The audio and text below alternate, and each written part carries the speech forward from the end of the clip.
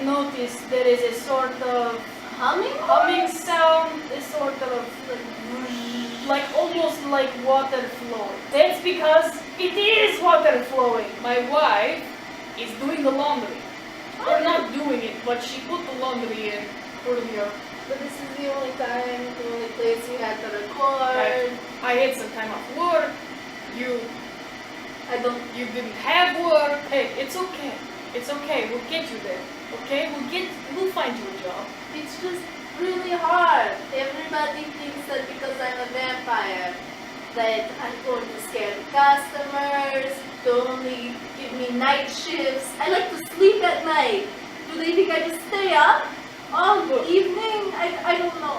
Look, people can think mean things, wrong things about vampires. I know when I was getting my job, I had to come up against that. But you're a successful accountant at a big firm. I mean, I am now, but it has taken decades to get there. Many decades.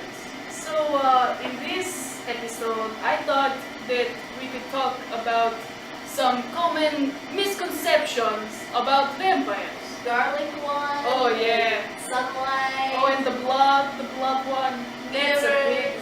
Oh, the cross thing. And the holy water. Oh, and the sunlight thing. I said that already. Oh, sorry, I got excited. Let's start with the blood one. So the blood one, that's a big one. That's a huge misconception that all vampires need to drink blood to stay alive.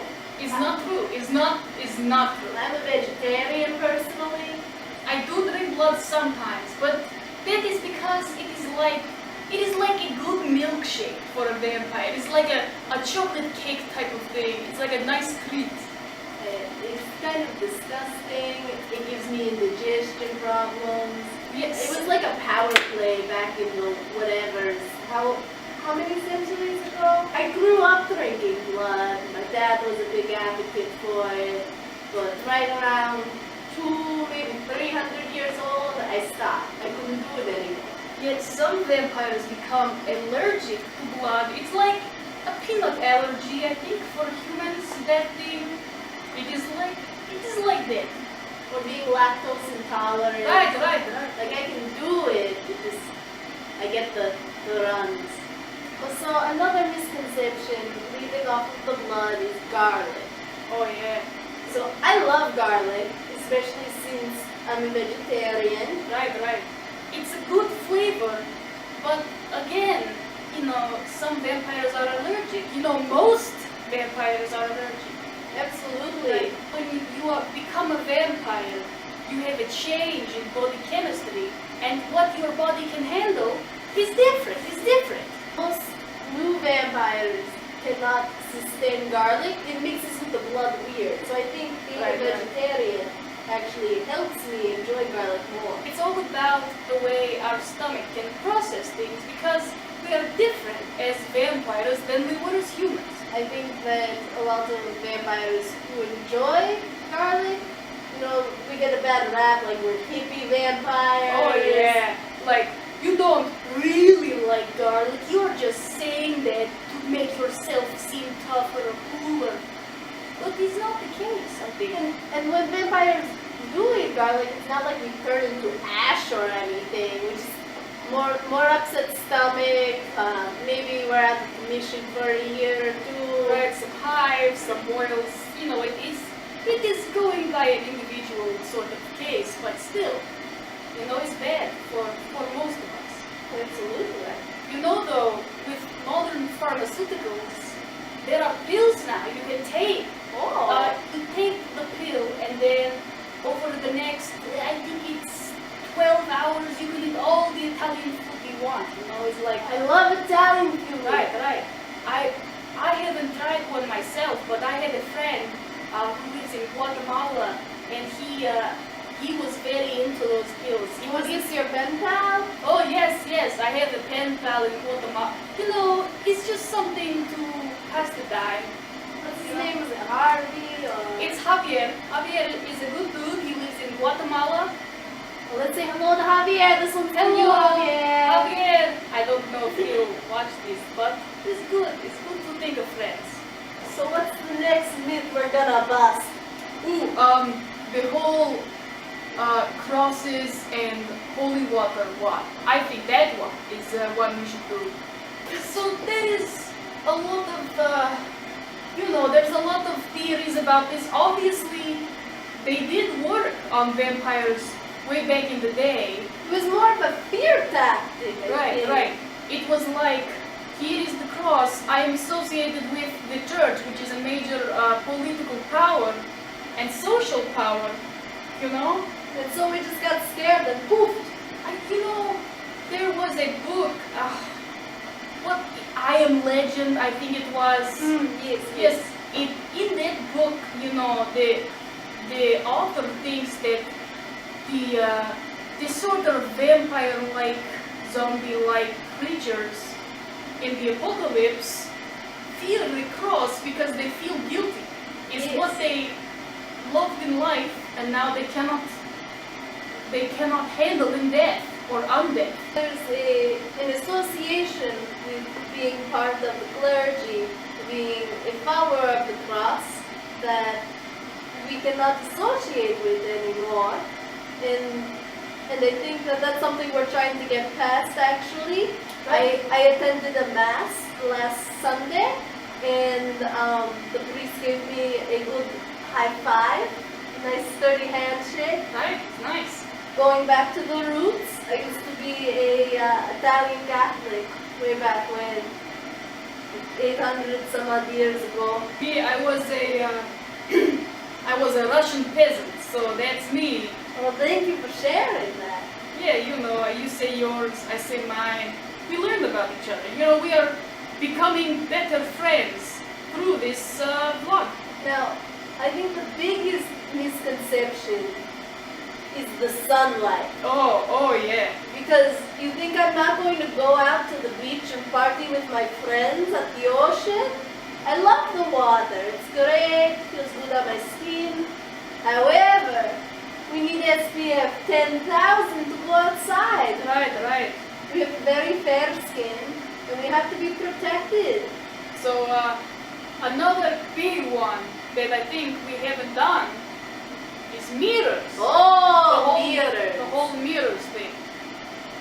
Well, that's completely true. It's right. 110%. Super right. The only time it gets complicated is when you talk about filming and photography, which were not a thing back in the 12th, 11th centuries. Absolutely. So we don't appear in mirrors, but we can appear in photos. Right. We look kind of strange, like a little washed out. But A little extra washed out. We Like- always look washed out. That was fun. Like, every morning, mother has me look at her and do her hair because she can't look in the mirror. And it's so annoying. I have to wake up an extra hour earlier than I normally do. It's the worst. Right. I do my wife's makeup. Oh! I do that. Oh, she Because- looks very nice this morning. Well, thank you. That was my work. It's hard as a vampire to be well groomed. I think that's why the vampires, when we were young vampires, Got such a bad rap. yeah, we were ugly, man, and that's because we couldn't check ourselves in the mirror. And we used to be such an isolated group. Didn't have these monster conventions to meet up with fellow vampires and fellow creatures of the night and creatures in general. We didn't have this community. Right. There was no support for vampires, just a rough time, persecuted by everyone under the sun, which didn't include us, obviously. That was a sunlight joke. But we already busted that myth. We can be in the sun. Well, we couldn't be back in the days before SPF suntan. Okay. I I- see your point. Something I would like to talk about is the way that awareness has been spread, especially in recent years, with all these movies and books and, all this media about vampires. And some of it's not that great. Like, No, a lot of it, most of it is not good. let me bust one more little myth for you. I do not sparkle.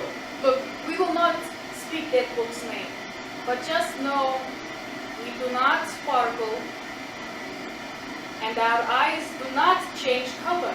Also, we do not become more beautiful after we die and get revisited. It's true, we get uglier. Well, that's more of a taste. We get the pointy ears, the fangs, the white skin. It's a little scary to people. It's a little different. Right, right. Like, you're a little different. Look at that chin. That's right. I could cut steel with this chin. Yeah. That's a diamond chin. I like the chin. I think it's impressive. Thank you. Initially, I was made fun of in my youth, but then I became a vampire and I realized it is one of the least weird things about me. Oh, and your son has the chin too, like a little bit. A little, it's coming in. Alright, I want to clarify something. I said earlier that I did my wife's makeup. Yes.